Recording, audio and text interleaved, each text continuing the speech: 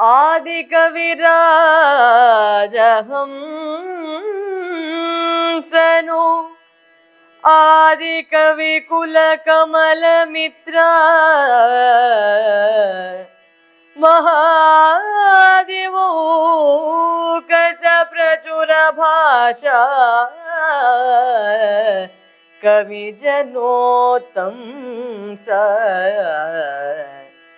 वेदगर्भवरप्रसादाह्लाद कवि रघुवर कथा विमलोदद्युदु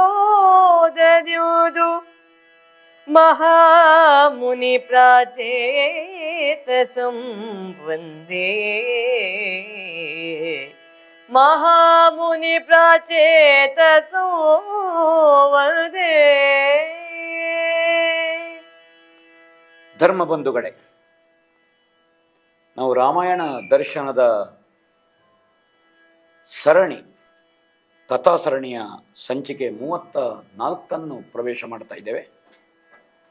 ಕಳೆದ ಸಂಚಿಕೆ ಅರಣ್ಯಕಾಂಡದ 10ನೇ ಸಂಧಿಯಲ್ಲಿಯೂ ನಾವಿದ್ದೇವೆ.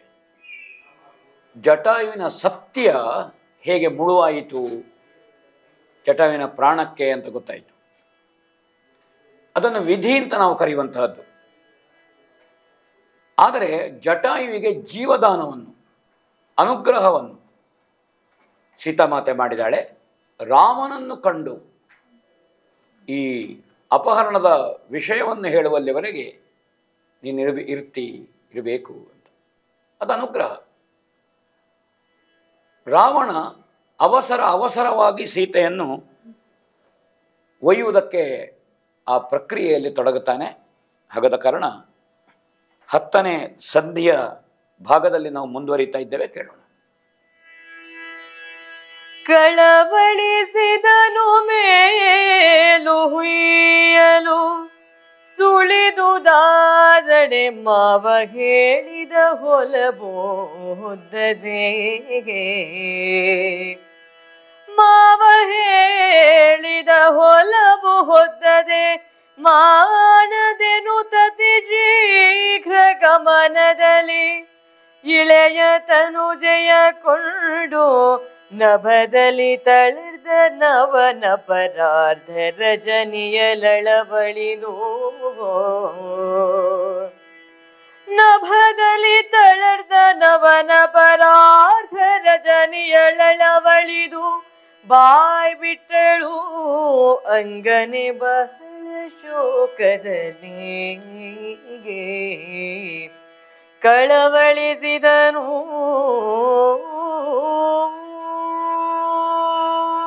ಸೀತಾಮಾತೆಯ ಕಬರಿಗೆ ಕೈ ಹಾಕಿ ರಾವಣ ಒಯ್ತಾನೆ. ತನ್ನ ಒಂದು ಕೈಯಲ್ಲಿ ಅವಳ ಜಂಗೆಯನ್ನು, ಮತ್ತೊಂದು ಕೈಯಲ್ಲಿ ಜುಟ್ಟಿನ ಭಾಗವನ್ನು ಹಿಡ್ಕೊಂಡು ಹೀಗೆ. ಬೇರೆ ಬೇರೆ ರಾಮಾಯಣಗಳಲ್ಲಿ ಈ ಪ್ರಕರಣ ಬೇರೆ ಬೇರೆ ರೀತಿಯಲ್ಲಿ ವ್ಯಾಖ್ಯಾನಿಸಿದ್ದಾರೆ. ವಾಡಿಕೆಯಾಗಿ ಅಥವಾ ರೂಢಿಯಾಗಿ ಅನೇಕ ನಂಬಿಕೆಗಳು ರಾಮಾಯಣದಲ್ಲಿ ಬಂದಿದೆ ಹಿರಿಯರಿಂದ. ರಾವಣ ಭೂಮಿಯನ್ನು ಕತ್ತರಿಸಿ ಭೂಮಿ ಸಮೇತ ಸೀತೆಯನ್ನು ಒಯ್ತಾನೆ ಅಂತ ಒಂದು ಮಾತು ಬಹುಕಾಲದಿಂದ ಇದೆ. ಅದು ಆಧ್ಯಾತ್ಮ ರಾಮಾಯಣದಲ್ಲಿ ಉಲ್ಲೇಖ ಆಗಿದೆ. ನಾವು ಗಮನಿಸಬೇಕಾದ ವಿಷಯ, ತನ್ನ ಉಗುರಿನಿಂದ ಬಲವಾಗಿ ಅಮುಕಿ ಭೂಮಿಯನ್ನು ಲಕ್ಷ್ಮಣ ರೇಖೆ ಸಹಿತ, ಯಾಕೆಂದ್ರೆ ಅವನಿಗೆ ಲಕ್ಷ್ಮಣ ರೇಖೆಯ ಸಮೀಪಕ್ಕೆ ಹೋಗುವಾಗ ಬೆಂಕಿ ಬರ್ತದೆ, ಆ ಎಲೆಮನೆಯನ್ನು ಪ್ರವೇಶ ಮಾಡಲಿಕ್ಕೆ ಆಗಲಿಲ್ಲ ಅಂತ ಒಂದು ಮಾತಿದೆ. ಹಾಗಣ ಭಿಕ್ಷೆಯನ್ನು ಪಡೆಯುವ ನೆವನದಿಂದ ನಾವೆಲ್ಲ ಅನಿಕೇತನರು, ನಾವು ಮನೆಯೊಳಗೆ ಬರುವುದಿಲ್ಲ, ನೀವೇ ಮನೆಯಿಂದ ಹೊರಗೆ ಬಂದು ಭಿಕ್ಷೆ ಕೊಡಬೇಕು ಅಂತ ರಾವಣ ಪ್ರಾರ್ಥಿಸ್ತಾನೆ. ಪ್ರಸನ್ನಳಾಗಿ ಸೀತೆ ಭಿಕ್ಷೆಯನ್ನು ಹಿಡ್ಕೊಂಡು ಮನೆಯಿಂದ ಹೊರಗೆ ಬರ್ತಾಳೆ, ಲಕ್ಷ್ಮಣ ರೇಖೆಯನ್ನು ದಾಟುತ್ತಾಳೆ. ಆ ಸಂದರ್ಭದಲ್ಲಿ ಭೂಮಿಯನ್ನು ತನ್ನ ಉಗುರಿನಿಂದ ಕತ್ತರಿಸಿಕೊಂಡು ಹೋಗ್ತಾನೆ ಅಂತ ಒಂದು ವಾಡಿಕೆ ಇದೆ. ಇದು ಆಧ್ಯಾತ್ಮ ರಾಮಾಯಣದಲ್ಲಿ ಬಂದಂತಹ ಸಂಗತಿ ತಮ್ಮ ಗಮನಕ್ಕೆ ನಾನು ತರ್ತಾ ಇದ್ದೇನೆ. ನಾವೀಗ ಪ್ರವಚನಕ್ಕೆ ಆಯ್ದುಕೊಂಡಂತಹ ತೊರವೆ ಅಥವಾ ನಾವು ವಾಲ್ಮೀಕಿಯನ್ನು ಆಧರಿಸಿಕೊಂಡು ಸಾಗುತ್ತಿರುವ ಸಂದರ್ಭದಲ್ಲಿ ಈ ರಾಮಾಯಣಗಳಲ್ಲಿ ಈ ಉಲ್ಲೇಖ ಇಲ್ಲ. ಹಾಗೆ ರಾವಣ ಮಾವ ಹೇಳಿದ ಹೊಲಬು, ಮಾರೀಚ ಹೇಳಿದ್ದಾನೆ, ಮುಸುಡ ಕಂಡರೆ ಕೊಲುವನು ಅಥವಾ ಬಡಿವನು. ಎಲ್ಲಿಯಾದರೂ ರಾವಣ ನಿನ್ನ ಮುಖ ಕಂಡ್ರೆ ಸಾಕು ರಾಮನಿಗೆ, ಅವನು ನಿನಗೆ ಹೊಡಿತಾನೆ. ಈ ಭೀತಿ ರಾವಣನಲ್ಲಿತ್ತು. ಯಾವ ಕಾರಣಕ್ಕೂ ರಾಮನನ್ನು ಎದುರಿಸುವಲ್ಲಿ ತಾನು ಸರ್ವಶಕ್ತ ಅಂತ ರಾವಣನಿಗೆ ಇರಲಿಲ್ಲ. ರಾವಣನ ಪ್ರಾಬಲ್ಯವನ್ನು ರಾವಣ ಎಂದೋ ಒಪ್ಪಿದ್ದಾನೆ, ರಾಮನ ಪ್ರಾಬಲ್ಯವನ್ನು. ರಾಮ ಅಪೂರ್ವ ಸಾಹಸಿಗ ಬಿಲ್ಲುಗಾರ ಎನ್ನುವುದನ್ನು. ಯಜ್ಞ ಸಂರಕ್ಷಣೆಯ ಸಂದರ್ಭದಲ್ಲಿ 1000 ಆನೆ ಬಲವುಳ್ಳ ತಾಟಕಿಯನ್ನು ಮಡುಹಿದ್ದಿರಬಹುದು, ಸುಬಾಹುವನ್ನು ಕೊಂದದ್ದಿರಬಹುದು, ಅಥವಾ ಮಾರೀಚನನ್ನು ತೆಂಕಣ ಸಾಗರಕ್ಕೆ ಒಂದು ಬಾಣದಲ್ಲಿ ಹಾರಿಸಿದ್ದಿರಬಹುದು. ಬೇಡ, ಏಕಾಂಗ ವೀರನಾಗಿ ಮುಕ್ಕಾಲು ಮುಹೂರ್ತ ಗಳಿಗೆಯಲ್ಲಿ ಜನಸ್ಥಾನದಲ್ಲಿ ಅತ್ಯಂತ ವಿಕ್ರಮಿಗಳಾದ ರಾವಣನಿಗೆ ಸಮತುಲ್ಯನಾದಂತಹ ವಿಕ್ರಮಿ ಕರಾಸುರ. ಆ ಕರಾಸುರ, ದೂಷಣ, ತ್ರಿಶಿರ, 14,000 ರಾಕ್ಷಸರು, ಒಂದು 12 ಮಂದಿ ಯುದ್ಧದಲ್ಲಿ ಪ್ರಮುಖ ಭಟರು, ರಥಿಕರು, ಇಂಥವರನ್ನೆಲ್ಲ ಒಬ್ಬನೇ ಒಬ್ಬ ವೀರ ಕೊಂದಿದ್ದಾನೆ. ಈ ಕಾರಣಕ್ಕೆ ರಾಮನ ಪ್ರಾಬಲ್ಯ ಗೊತ್ತಿದ್ದ ರಾವಣನಿಗೆ ರಾಮನನ್ನು ಎದುರಿಸುವ ಧೈರ್ಯ ಇಲ್ಲ, ಕಂಡ್ರೆ ಸಾಕು. ಹಾಗಾದ ಕಾರಣ ರಾಮನಿಗೆ ಎಲ್ಲಿಯಾದರೂ ಈ ಸೀತೆಯ ದುಃಖ ಕೇಳಿದರೆ, ಈ ಪ್ರಕರಣ ಗೊತ್ತಾದರೆ ಖಂಡಿತ ಸೀತಾಪರ ಸಾಧ್ಯ ಇಲ್ಲ, ನನ್ನನ್ನು ಕೊಂದೇ ಬಿಡ್ತಾನೆ. ಹಾಗೆ ಅವಸರವಾಗಿ ಸೋದರ ಮಾವ ಹೇಳಿದ ಮಾತಿನಂತೆ ಕಳವಳಗೊಂಡು ತಕ್ಷಣ ಸೀತೆಯನ್ನು ಎತ್ತಿಕೊಂಡು ಆಕಾಶಕ್ಕೆ ನೆಗೀತಾನೆ. ಅರ್ಧರಾತ್ರಿ ಕಳೆದ ಆ ವೇಳೆಯಲ್ಲಿ ಸೀತೆಯು ಅತ್ಯಂತ ದುಃಖದಿಂದ, ರಾತ್ರಿ ಆಗಿದೆ ಅಂತ ಆ ಹೊತ್ತಿಗೆ, ಅವಳು ಬೆಟ್ಟಗಳೇ, ಮರಗಳೇ, ಕಾಡಿನ ಬಳ್ಳಿಗಳೇ, ಮೃಗಗಳೇ ರಾಮನ ಹೆಂಡತಿಯನ್ನು ರಾವಣ ಕದ್ದುಕೊಂಡು ಹೋಗಿದ್ದಾನೆ ಎಂಬುದನ್ನು ಸೂರ್ಯಕುಲದ ರಾಮನಿಗೆ ಹೇಳಿ, ಇದು ಮತ್ತೆ ರಾಮನಿಗೆ ಸಿಗುವಂತಹ ಅನೇಕ ಸಾಕ್ಷಿಗಳು, ಪುರಾವೆಗಳು, ಸೀತಾಪಹರಣ ಆಗಿದೆ, ಯಾವ ದಿಕ್ಕಿಗಾಗಿದೆ, ಯಾರು ಕೊಂಡೋಗಿದ್ದಾರೆ, ಇತ್ಯಾದಿ ಇತ್ಯಾದಿ. ಹೀಗೆ ಕೈ ಹೊತ್ತು ವಂದಿಸುತ್ತಾ ದಿಕ್ಕು ದಿಕ್ಕುಗಳಿಗೆ ನಮಸ್ಕರಿಸುತ್ತಾ ಸೀತೆ ಹೇಳಿದ್ರಂತೆ ರಾಮನಿಗೆ ಸಂದೇಶ ಹೋಗಬೇಕು ಅಂತ. ಮುಂದೆ ನೋಡೋಣ. ಬರಬರಲು ಬರಋಷ್ಯಮೂಕದ ಗಿರಿಯ ತುದಿಯಲಿ ಕಂಡಳತಿ ಬಲ ಹರಿಕುಲೇಂದ್ರನ ತರಣಿಸುತ್ತ ಸುಗ್ರೀವ ದೇವನನು ಧುರ ವಿಜಯ ಹನುಮಂತ ನೀಲಾದ್ಯರು ಸಹಿತಲಿರೆ.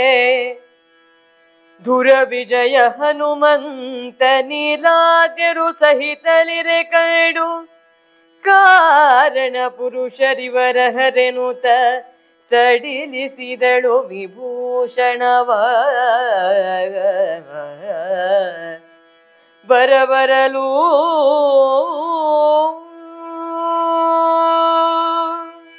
ಹಾಗೆ ಜನಸ್ಥಾನದಿಂದ, ಅಂದರೆ ಪಂಚವಟಿ ಪ್ರದೇಶದಿಂದ ಸೀತಾಪಹಾರ ಮಾಡಿಕೊಂಡು ಅವ ಸಾಗ್ತಾನೆ. ಹೇಸರ ಕತ್ತೆಯಿಂದ ಕೂಡಿದಂತಹ ರಥದಲ್ಲಿ ಅಂತ ಉಲ್ಲೇಖ ಇದೆ. ಹಾಗೆ ಸಾಗುತ್ತಾ ಇರುವ ಋಷ್ಯಮೂಕವೆಂಬಂತಹ ಪರ್ವತ ಮೇಲ್ಗಡೆಯಲ್ಲಿ ಹಾರ್ತದೆ. ದುಃಖದಿಂದ ಸೀತೆ ಇಣುಕುತ್ತಾಳೆ ಕೆಳಗೆ. ಅಲ್ಲಿ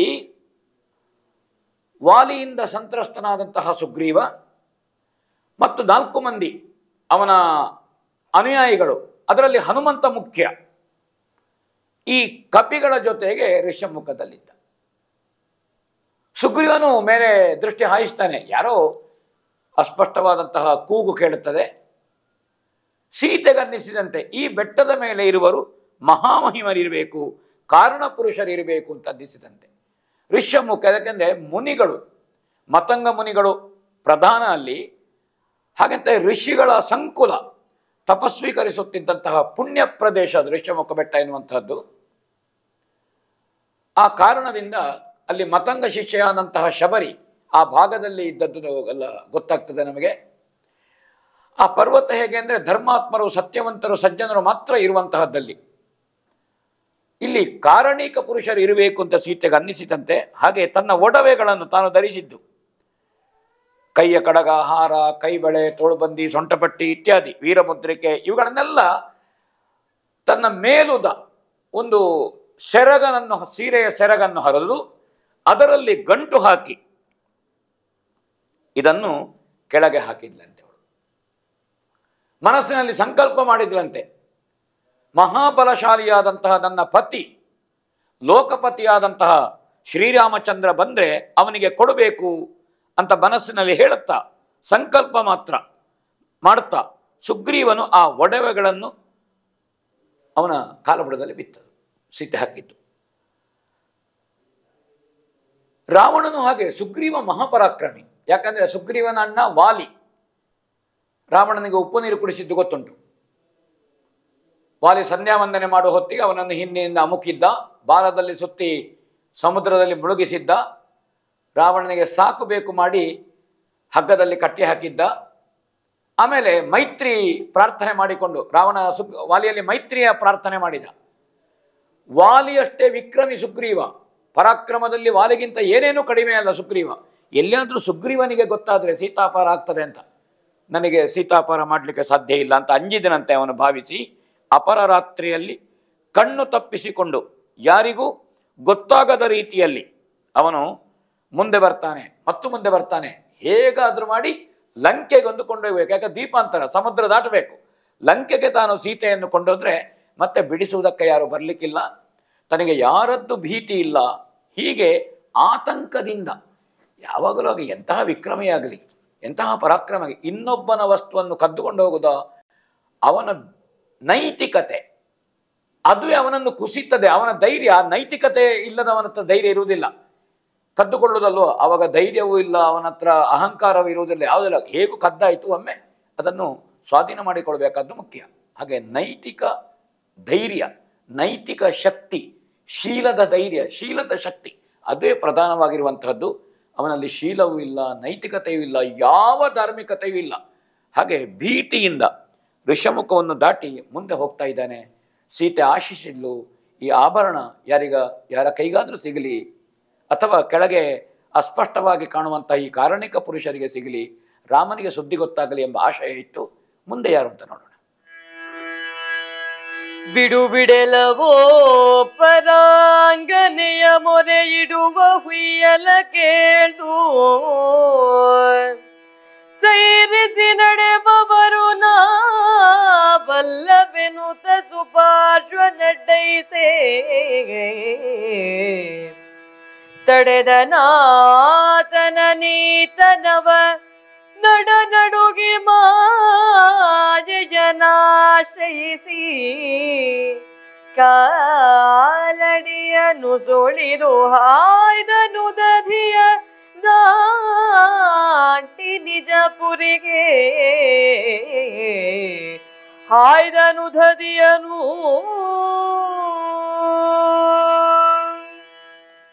ಸಮುದ್ರದ ತಡಿಗೆ, ದಕ್ಷಿಣ ಸಮುದ್ರದ ಕಡೆಗೆ ರಾವಣ ಸಾಗಿ ಬರ್ತಾ ಇದ್ದಾನೆ. ಸೀತಾಮಾತೆಯ ಕೂಗು, ರೋದನ ಕೇಳುತ್ತದೆ. ಇದನ್ನು ಕೇಳಿ ಮಹಾಪರಾಕ್ರಮಿಯಾದಂತಹ ಸಂಪಾತಿ, ಜಟಾಯುವಿನ ಅಣ್ಣ, ಅರುಣನ ಮಕ್ಕಳಲ್ಲಿ ಇಬ್ಬರು, ಒಬ್ಬ ಜಟಾಯು, ಒಬ್ಬ ಸಂಪಾತಿ, ಅವನು ವಿಕ್ರಮಿ. ಆದರೆ ಒಂದು ಕಡೆಯಲ್ಲಿ ಉಲ್ಲೇಖ ಉಂಟು, ಇಬ್ಬರಿಗೂ ಸ್ಪರ್ಧೆ ಬಂತಂತೆ, ಅಣ್ಣ ತಮ್ಮನಿಗೆ ಸೂರ್ಯಮಂಡಲದಲ್ಲಿ ಹಾರಾಡುವ ಸ್ಪರ್ಧೆ. ಸೂರ್ಯಮಂಡಲದವರೆಗೆ ನೆಗೆದು ಹಾರಾಡಿದರು.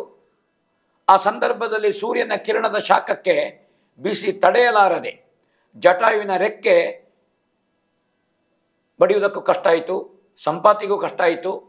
ಸಂಪಾತಿ ತಾನು ಅಣ್ಣ ತಮ್ಮನನ್ನು ಸಂರಕ್ಷಿಸುವುದಕ್ಕೆ ಬೇಕಾಗಿ ಜಟಾಯುಗಿಂತ ಎತ್ತರದಲ್ಲಿ ರೆಕ್ಕೆಯನ್ನು ಅಗಲಿಸಿ ಹಾರಾಡಿದನಂತೆ. ಜಟಾಯುಗೆ ಸೂರ್ಯನ ತಾಪ ಏನಾಗಲಿಲ್ಲ, ಆದರೆ ಸಂಪಾತಿಗೆ ಸೂರ್ಯ ತಾಪದಿಂದ ರೆಕ್ಕೆ ಕರಕಲಾಗಿ ಹೋಯಿತು. ಅವ ತೆಂಕಣ ಸಮುದ್ರದ ಬದಿಯಲ್ಲಿ ಬಿದ್ದುಕೊಂಡಿದ್ದ ಅಂತ ಒಂದು ಉಲ್ಲೇಖ ಇದೆ.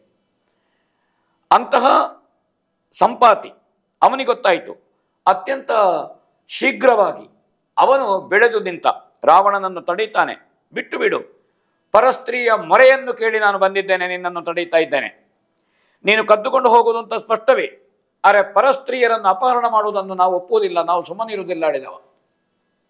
ಎಂತಹ ಧರ್ಮಾತ್ಮನಿಗೂ ಸಜ್ಜನಿಗೂ ಒಬ್ಬ ಸಜ್ಜನಿಕೆ ಉಳ್ಳಂತಹ ವ್ಯಕ್ತಿಗೆ ಇಂತಹ ಪರಸ್ತ್ರೀ ಅಪಹರಣ ಇರಬಹುದು, ಅಧಾರ್ಮಿಕತೆ ಇರಬಹುದು, ಅಥವಾ ಕಳವು, ಕೊಲೆ, ಸುಲಿಗೆ, ಅತ್ಯಾಚಾರ, ಅನಾಚಾರಗಳಿರ್ಬೋದು. ಇದನ್ನು ತಡೆಯಬೇಕಾದ್ದು ಯಾರು ಅಂದರೆ ಎಲ್ಲ ಸಜ್ಜನರು ತಡೆಯಲೇಬೇಕು. ಅದರಲ್ಲಿ ಅವ ತಡೆಯುವುದು ಇವ ತಡೆಯುವುದು ಅಂತೆಲ್ಲ ಸಜ್ಜನರು ಮಾಡಬೇಕಾದ ಕೆಲಸ ಅದು. ಹಾಗೆ ನಿನ್ನನ್ನು ತಡೆದಿದ್ದೇನೆ ಅಂತ ಅಡ್ಡಗಟ್ಟಿದ. ರಾವಣನಿಗೆ ಹೆದರಿಕೆ ಆಯಿತು. ಪ್ರಸ್ತಾಪೇನ ನಾನು ಹೇಳಿದಂತೆ, ಒಬ್ಬ ತಪ್ಪು ಮಾಡುವಾಗ ಅಥವಾ ಅವ ಮಾಡುವಂತಹ ಯಾವುದೇ ಕಾರ್ಯದಲ್ಲಿ ಅಧಾರ್ಮಿಕತೆ ಉಂಟು, ಅನ್ಯಾಯ ಉಂಟು ಅಂತಾದರೆ ಅವನ ನೈತಿಕವಾಗಿ ಅವರಿಗೆ ಧೈರ್ಯ ಇರುವುದಿಲ್ಲ, ನಾನು ತಪ್ಪು ಮಾಡ್ತಾ ಇದ್ದೇನೆ ಅಂತ. ಅಂಥ ಸಂದರ್ಭದಲ್ಲಿ ಯಾವ ಧೈರ್ಯವೂ ವಿನಿಯೋಗಕ್ಕೆ ಬರುವುದಿಲ್ಲ. ಅವನ ಧೈರ್ಯ ಕುಸಿದು ಹೋಗ್ತದೆ. ಭೀತಿ ಆಯಿತಂತೆ, ಹೆದರಿ ನಡುಗಿದನಂತೆ. ಮಾಯೆಯ ಸಿದ್ಧಿ ಇತ್ತು ರಾವಣನಿಗೆ.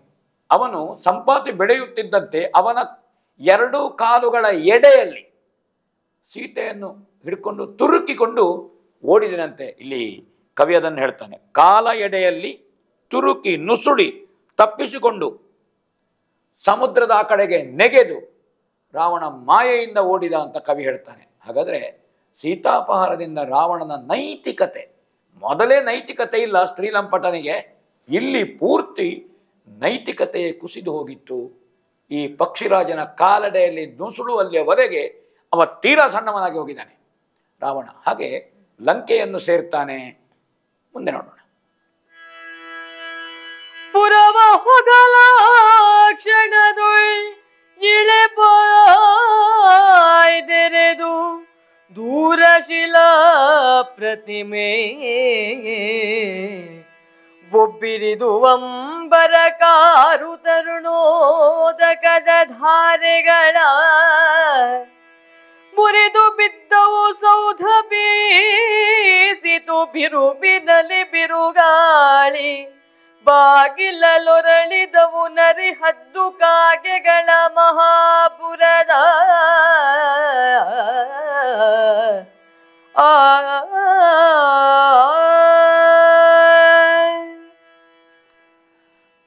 ಅಪಶಕುನಗಳು ಕಂಡಿತು.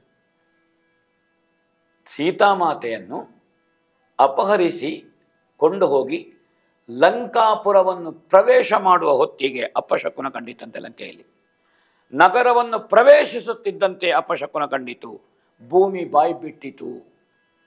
ಅಲ್ಲಿರುವಂಥ ಎಲ್ಲ ಕೋಟೆ ಕೊತ್ತಲಗಳು, 2-3 ಮಹಡಿಯ ದೊಡ್ಡ ದೊಡ್ಡ ಮನೆಗಳು, ಉಪ್ಪರಿಗೆಗಳು ಇದು ಮುರಿದು ಬಿದ್ದುವಂತೆ. ಕಲ್ಲಿನ ಬೊಂಬೆಗಳಿತ್ತು, ಅಲಂಕಾರಕ್ಕಾಗಿಟ್ಟಂಥದ್ದು. ಅಲ್ಲಲ್ಲಿ ಬೇರೆ ಬೇರೆ ರೀತಿಯ ಬೊಂಬೆಗಳಿತ್ತು. ಆ ಬೊಂಬೆಗಳು, ಕಲ್ಲಿನ ಬೊಂಬೆಗಳು ಕೂಗಾಡಿದವು ಅಂತ ಕವಿ ಹೇಳ್ತಾನೆ.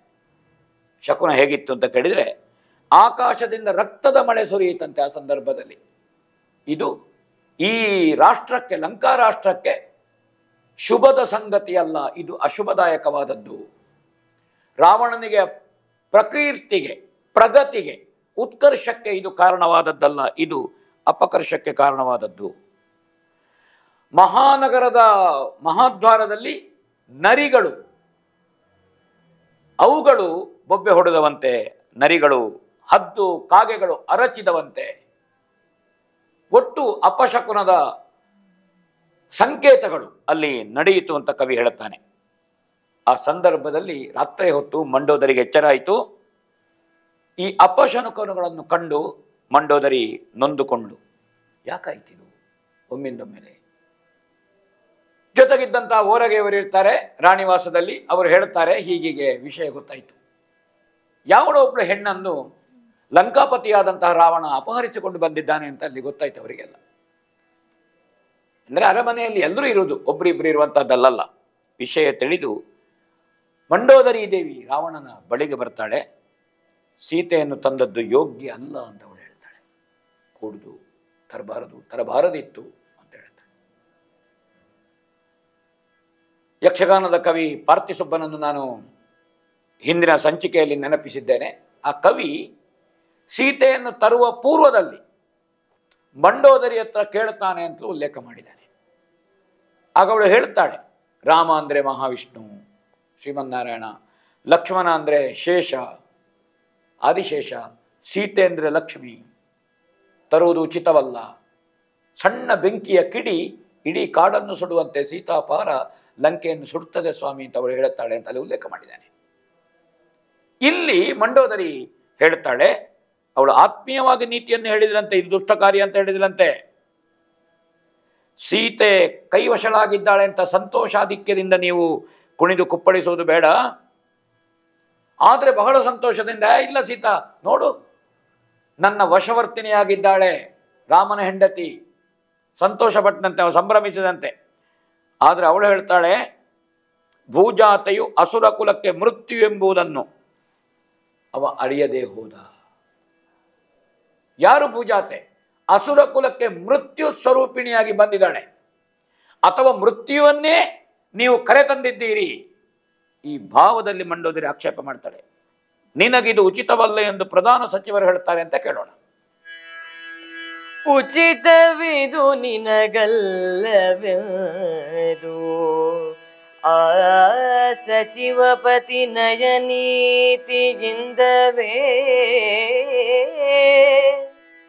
ವಚನಿಸಿದ ನನ್ಯಾಯವೆಂದನು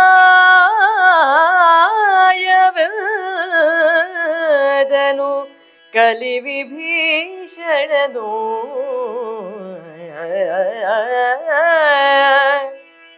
ಪ್ರಚುರವಾಗಿಯೇ ಕೇಡು ರಾಕ್ಷಸ ನಿಜಯ ಕಹುದೊರಲಿದಳು. ಪ್ರಚುರವಾಗಿಯೇ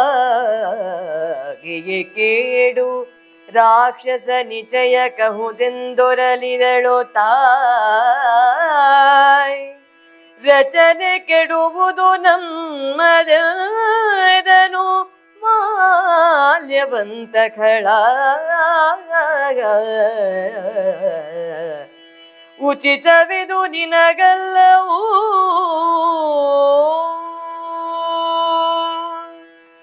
ನಿನಗಿದು ಉಚಿತವಲ್ಲ ಅಂತ ಪ್ರಧಾನ ಸಚಿವರುಗಳು ಹೇಳ್ತಾರೆ. ರಾವಣನ ಮುಂದೆ ಉಚಿತಾನುಚಿತಗಳನ್ನು ಹೇಳಿದವರ ಸಂಖ್ಯೆ ತೀರಾ ಕಡಿಮೆ. ಯಾರು ಹೇಳುವುದಿಲ್ಲ. ಯಾರು ಹೇಳಿದರೂ ರಾವಣ ಕೇಳುವ ಸ್ಥಿತಿಯಲ್ಲಿರುವುದಿಲ್ಲ. ಮದೋನ್ಮತ್ತನಾಗಿ, ಅಧಿಕಾರದ ಪ್ರಮತ್ತತೆಯಿಂದ, ಸಂಪತ್ತಿನ ಅಹಂಕಾರದಿಂದ ಎಲ್ಲರನ್ನೂ 14 ಲೋಕವನ್ನು ನಡುಗಿಸಿದ ಒಂದು ಸಾಹಸದ ಪ್ರವೃತ್ತಿಯುಳ್ಳ ರಾವಣ, ಬ್ರಹ್ಮನ ವರ, ಶಿವನ ಅನುಗ್ರಹ ಎಲ್ಲ ಕಾರಣಕ್ಕೆ ಯಾರ ಮಾತನ್ನು ಕೇಳುವ ಸ್ಥಿತಿಯಲ್ಲಿ ರಾವಣ ಯಾವಾಗಲೂ ಇರುವುದಿಲ್ಲ. ಆದರೆ ಇಲ್ಲಿ ಆದಂತಹ ಏನು ಅಪಶಕುನಗಳು ಇದನ್ನು ಕಂಡು ಮಂಡೋದರಿ ಹೇಳಿದ್ದನ್ನು ನೋಡಿ ಸಚಿವೋತ್ತಮರು, ಹಿರಿಯರು ಅವನು ಹೇಳ್ತಾರೆ, ಪರದಾರಾಪಹರಣ, ಯಾವ ಹೆಣ್ಣನ್ನು ತರಬಾರದು, ಅದರಲ್ಲಿಯೂ ಮತ್ತೊಬ್ಬನ ಹೆಂಡತಿಯನ್ನು ಪರದಾರಾಪಹರಣ, ಇದು ಉಚಿತವಲ್ಲ, ಇದು ತಪ್ಪಾಯಿತು. ವಿಭೀಷಣ ಸಹೋದರ ಹೇಳ್ತಾನಂತೆ, ಕೂಡುದಣ್ಣ, ಇದು ಅಧಾರ್ಮಿಕ, ಇದು ಅನ್ಯಾಯ, ಇದು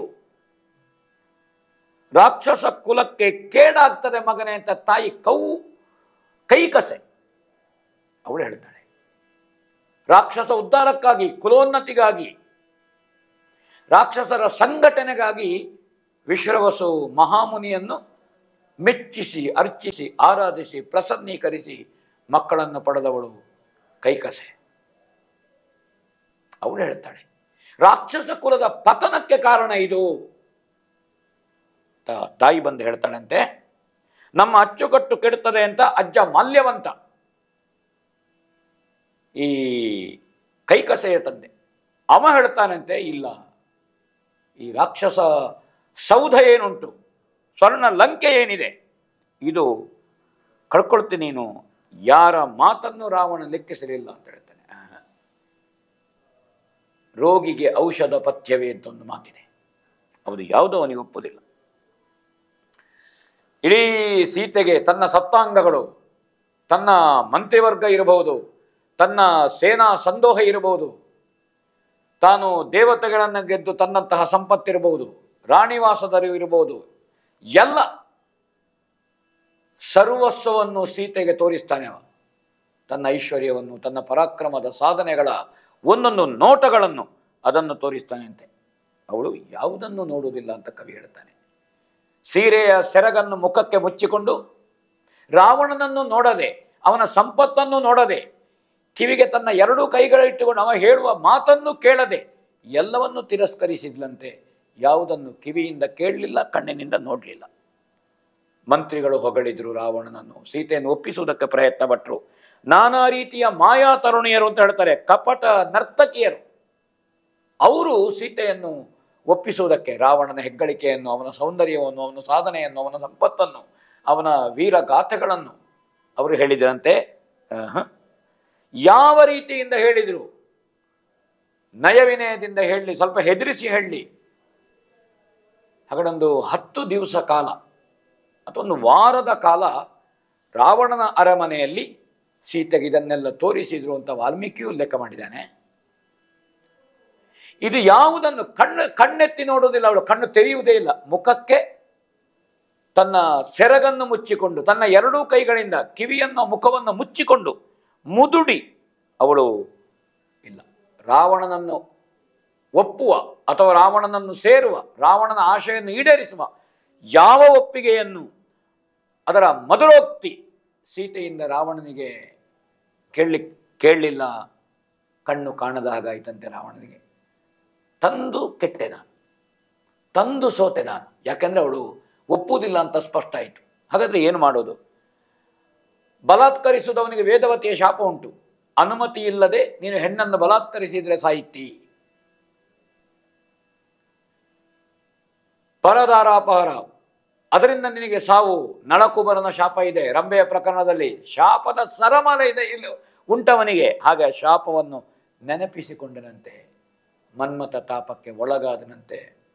ಇಲ್ಲ ಅಂದರೆ ರಾವಣನ ಏನು ಚತುರ್ದಶ ಭುವನದಲ್ಲನ ಇದ್ದಾನೆ, ತ್ರಿದಶದಲ್ಲನ ಇದ್ದಾನೆ, ಅವನ ಸಂಪತ್ತು, ಅವನ ಅಧಿಕಾರ, ಅವನ ಶಕ್ತಿ ಇದು ಕುಸಿಯುವುದಕ್ಕೆ ತೊಡಗಿತು, ಕುಸಿಯುವುದಕ್ಕೆ ಅಪಕರ್ಷ ಆಗುವುದಕ್ಕೆ ತೊಡಗಿತು ಅಂತ ಕವಿ ಇಲ್ಲಿ ಹೇಳ್ತಾನೆ. ಹಾಗಾದ ಕಾರಣ ಹಿರಿಯರ ಮಾತಿನಾಗೆ ನೀನು ಇಲ್ಲಿ ಅರಮನೆಯಲ್ಲಿ ಇಟ್ಕೊಳ್ಬೇಡ. ಯಾರಿಗೂ ಕ್ಷೇಮ ಇಲ್ಲ, ಅವಳಿಗೂ ಇಲ್ಲ, ನಮಗೂ ಇಲ್ಲ, ಒಟ್ಟು ಲಂಕೆಗೆ ಕ್ಷೇಮ ಇಲ್ಲ. ಎಲ್ಲರೂ ಆಕ್ಷೇಪಿಸಿದ್ರು. ಯಾವ ನಾಯಕತ್ವವನ್ನು ಬೆಂಬಲಿಸಿದ್ರೋ, ಯಾವ ನಾಯಕತ್ವವನ್ನು ಗೌರವಿಸಿದ್ರೋ ಅವರು ಹೇಳಿದರು ನಮಗೆ ಇಲ್ಲಿ ಸುಖ ಇಲ್ಲ ನಮಗೆ ಅಂತ. ಹಾಗೆ ಅವಳನ್ನು ಅಶೋಕವನದಲ್ಲಿ ಶಿಂಶುಪ ವೃಕ್ಷದ ಬುಡದಲ್ಲಿ ಕರ್ಕೊಂಡು ಹೋಗಿ ಕೂತುಗೊಳಿಸಲಿಕ್ಕೆ ಹೇಳಿದನಂತೆ. ಸರಮೆ ಮತ್ತು ತ್ರಿಜಟೆಯರನ್ನು ಅವಳ ರಕ್ಷಣೆಗಾಗಿ ಮತ್ತು ಅಸಂಖ್ಯ ರಾಕ್ಷಸ ಸ್ತ್ರೀಯರನ್ನು, ರಾಕ್ಷಸಿಯರನ್ನು ನೇಮಿಸಿದ್ದಾನೆ ಅಂತ ಇಲ್ಲಿ ಕವಿ ಹೇಳ್ತಾನೆ. ನಾವು ಅರಣ್ಯಕಾಂಡದ 10ನೇ ಸಂಧಿಯಿಂದ 11ನೇ ಸಂಧಿಯ ಕಡೆಗೆ ಗಮನಿಸೋಣ. ಈ ಕಡೆಯಲ್ಲಿ ಏನಾಯಿತು ಅಂತ. ಬರಬರಲು ದುಶ್ಶಕುನ ಜಯ ಗೋಚರಿಸಿದವು,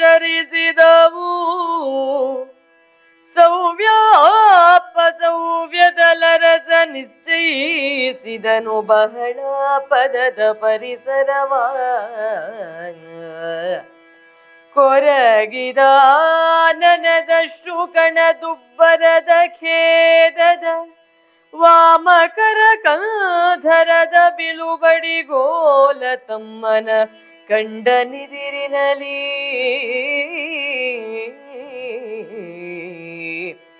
ಬರಬರಲು ದುಶ್ಶಕುನ ಜಯ ಗೋಚರಿಸಿದವು,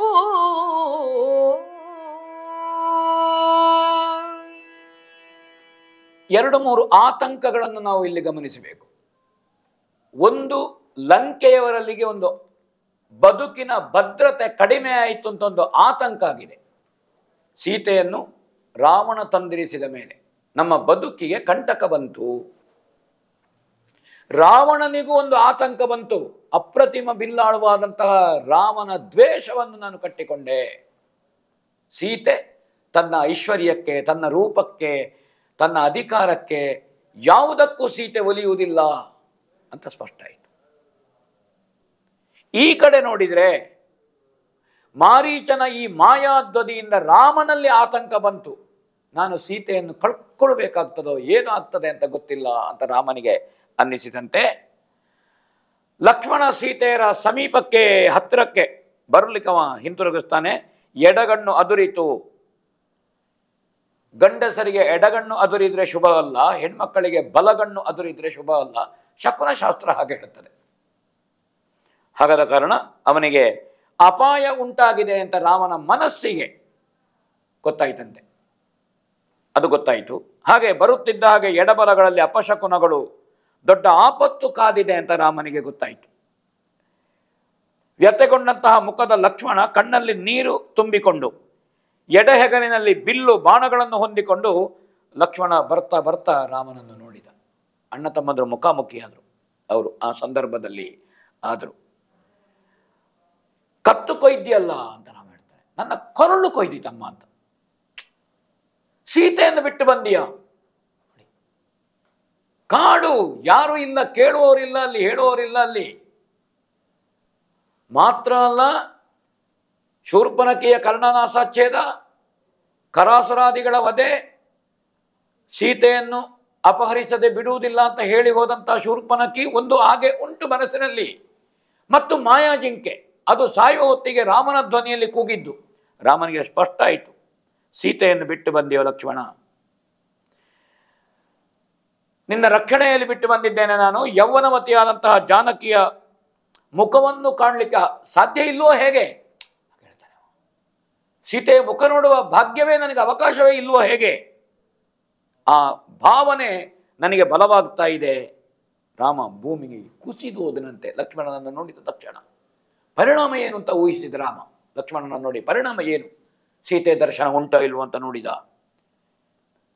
ರವಿಕುಲದ ರಾಮನಾಗದೇ ಇರನು ಮನಸ್ಸಿನಲ್ಲಿ ಲಕ್ಷ್ಮಣ ಸಂತೋಷಿಸಿದ. ಆದರೆ ರಾಮನನ್ನು ಕಂಡ ಸಂತೋಷವನ್ನು ಹೇಳುವುದಾ ಲಕ್ಷ್ಮಣ? ಆ ದುಃಖದಲ್ಲಿ ಇಲ್ಲ. ಸೀತೆಯನ್ನು ಬಿಟ್ಟು ಬಂದಿದ್ದೇನೆಂದು ಗೊತ್ತಾಯಿತು. ಬೆದರಿ ಬೆಂಡಾಗಿ ಚಿಂತೆಯ ಕಣ್ಣೀರಿನಿಂದ ತಲೆ ತಗ್ಗಿಸಿದೆ. ಸೀತೆಯನ್ನು ಬಿಟ್ಟು ಬಂದಿಯೋ, ಅಪಾಯ ಕಾದಿದೆ ಅಂತ ಹೇಳುವಾಗ ರಾಮನನ್ನು ಕಂಡ ಸಂತೋಷ ಲಕ್ಷ್ಮಣನಿಗೆ ಆದದ್ದಲ್ಲ, ಬದಲಾಗಿ ಆತಂಕ ಅವನಿಗೆ ಗೊತ್ತಾಯಿತು. ಒಂದು ಅಪಚಾರ ನನ್ನಿಂದ ನಡೆದು ಹೋಯಿತೋ, ಸೀತೆಯನ್ನು ಉಳಿಸಿಕೊಳ್ಳಿಕ್ಕೆ ಆಗುವುದಿಲ್ವೋ, ನಾನು ದೊಡ್ಡ ತಪ್ಪು ಮಾಡಿ ಹೋದನು ಅಂತ ಲಕ್ಷ್ಮಣನಿಗೆ ಕಂಡಿತು. ಮಾತಾಡ್ತಾನೆ ರಾಮ, ಕೇಳೋಣ. ಹೇಳು ಹೇಳೇನಾಯ್ತು ಜನಕನ ಪಾಲ ಜಯ ಹದನೇನು ಹವಣಿನ ಕೀಲಣಿಕೆ ತಾನೇನು ನುಡಿ ನೀ ಅಂಜಬೇಡೆನನು ಹೇಳಿದನು ದೇವಿಯರು ಕೆರಳ್ದ ಕರಾಳ ವಚನವನು ಅದರಿನೆಂದನು ಬೀಳು ಕೊಡೆ ಬರವಾಯ್ತೆನುತ ಬೇಡಿಸಿದನು ಅಶ್ರುಗಳ ಹೇಳು ಹೇಳೇನಾಯ್ತು